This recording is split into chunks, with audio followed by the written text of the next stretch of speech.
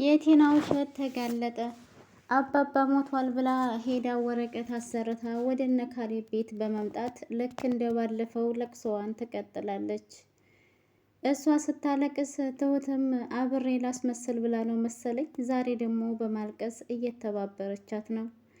ይህንን የተመለከተው ካሌብ በቃችሁ ብያችኋለሁኝ፣ ከዚህ በላይ ማስመሰሉ አይበቃም እያለ ቲናን ይቆጣታል። ቲና ግን ዛሬም ቢሆን ለምንድነው ካሌብ ልትረዳኝ አልፈለግከው? አባዬ ከዚህ በኋላ ተመልሶ ወደኛ ጋር አይመጣም፣ እኛንን ወደ እሱ ጋር የምንሄደው እያለችም ለቅሷን እየቀጠለችበት ነው ማለት ነው። በዛ ካሌብ ግን ከሷ ቀደም ብሎ አባቱ የት እንዳለ ያለበት ቦታ ድረስ ሄዶ አይቶትና አውርቶ ስለሆነ የመጣው የቲና ለቅሶም ሆነ የቲና ማስመሰል መዋሸት ምንም አልደነቀውም። በባለፈም ቢሆን ሞቷል ያለችው እርግጠኛ ባልሆነችበት ነገር ነበር። ዛሬ ላይ ግን እቅዷና ሀሳቧ ሲከሽፍባት በይፋ እየታወቀኝ ነው። አባባም ቢሆን ከዚህ በኋላ እሷ እንዳሰቃየችኝ እኔም ማሰቃያታለሁኝ ብሎ ለካሌብ ነግሮታል።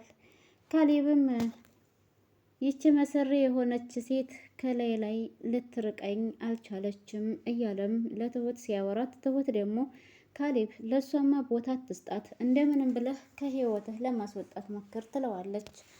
ቲናም ለካሌብ እንግዲህ ከዚህ በኋላ የሚጠበቅባቸው ነገር ቢኖር የአባባ ዘመዶች በሩቅ ያሉት ተነግሯቸው እርማቸውን እንዲያወጡ ነበረ። ካሌብ ግን ይህ ሁሉ ነገር ከመቼ ጀምሮ ነው የተገለጠልሽ ሲልም ጠይቋታል። ቲና ደግሞ አሁን ላይ እየቀለደች እንዳልሆነ ትክክለኛ ነገር እያወራች እንደሆነ እና ሀዘን ማብዛትም እንደሌለባቸው እያወራችው ነው። ቀጣዩ ድርሻ ምን ይሆን የሚሆነው ዘመዶቹ ማወቅ አለባቸው የሚለው ነው። እናም ደግሞ ያው የአባባን ሞት ባስመለከተ መልኩ በደንብ አድርገው መደገስ እንዳለባቸውና ዘመዶቻቸውን መጥተው ሀዘናቸውን መወጣት እንዳለባቸው እዚህ ቤት ውስጥ ድል ያለ ድግስ መደገስ እንዳለበት ለካሌብ እያወራቸው ነው ቲና።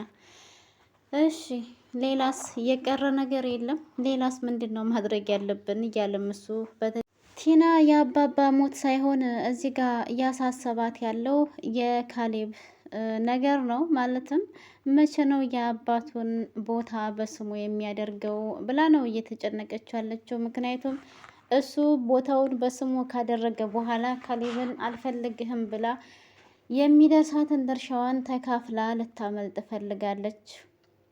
ጭራሹንም ደግሞ በሬ ገዝተን ማረድ ያለብን እያለች ነው። ለራስሽ ልትበይ ነው? የእውነት ለአባባ ዝነሽ ነው ቲና።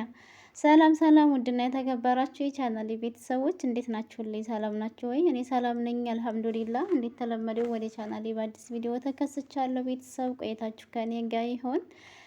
ቪዲዮ ስትጀምሩ በላይክ ጀምሩት፣ አይከፈልበትም። ቅንነት ለራስ ነው። ልክ ስትመጡ ላይክ አድርጋችሁኝ ሂዱ። መምጣታችሁ እንደሆነ እኮ አይቀርም። እና ዛሬ እንግዲህ ቲና ስትፍጨረጨርበት የነበረው ጉዳይ ከሽፎባት ይገኛል። ወረቀትም ፎርጅድ ወረቀት አሰርታ ወደ ቤት መታ ነበረ። ግን ደግሞ ቤት ብትመጣም ይሄ ነገርም አልተሳካላትም።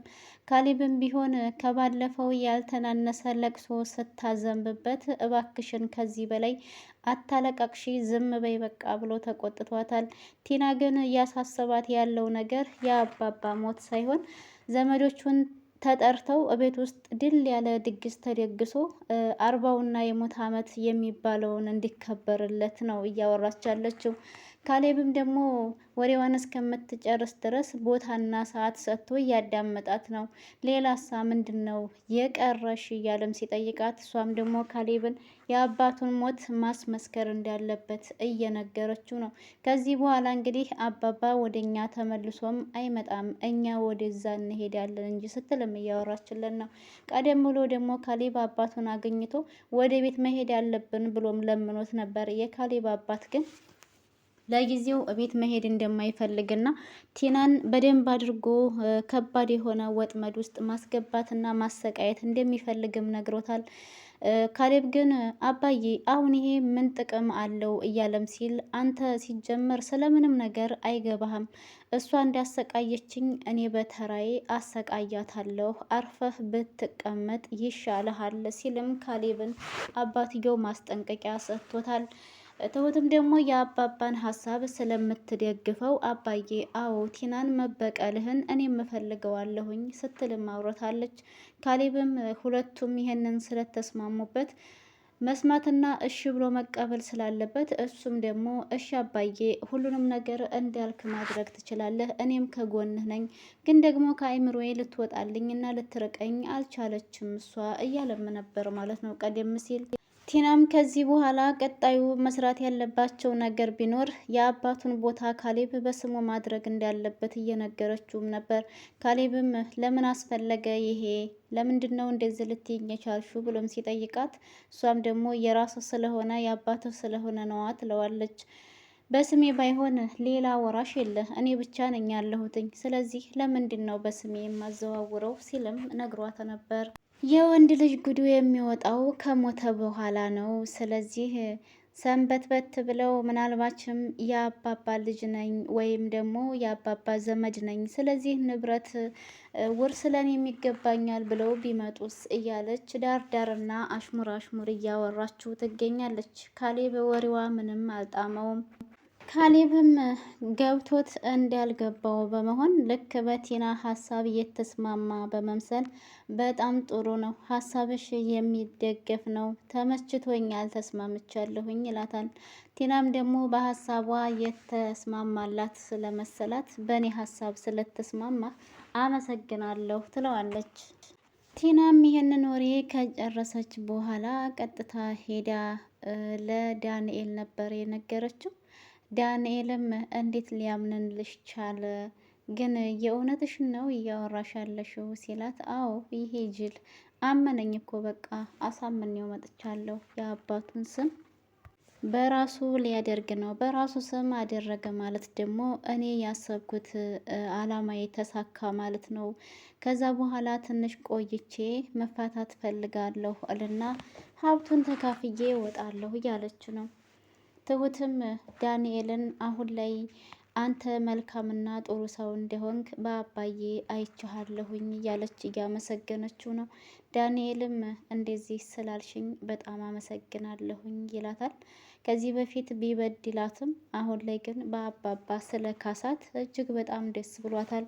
አባባም ቢሆን ደግሞ እኔን ለመርዳት ከታገትኩበት ቦታ ለማስወጣት ብለህ እንደዛ ራስህን እኔ ያለሁበት ቦታ ድረስ መጥተህ ራስ ላይ ጉዳት እስከሚደርስብህ ድረስ ስላገዝከኝ ያንተ ጥሩነት በደንብ ታይቶኛል ሲልም ነግሮታል። ዳንኤልም ደግሞ አባዬ ከዚህ በላይ ራሱ ባደርግልህ ደስ ይለኝ ነበር፣ ምክንያቱም ከዚህ በፊት በጣም ብዙ ነገሮችን ሳሰቃይህ ኖሬያለሁ። ለዛ ላሰቃየሁህ ስቃይ ደግሞ በምን አይነት ካሳ ልከፍልህ እንደምችል አላውቅም ይለዋል። አባባም ደግሞ ከዚህ በላይ ምን ልታደርግልኝ ነው?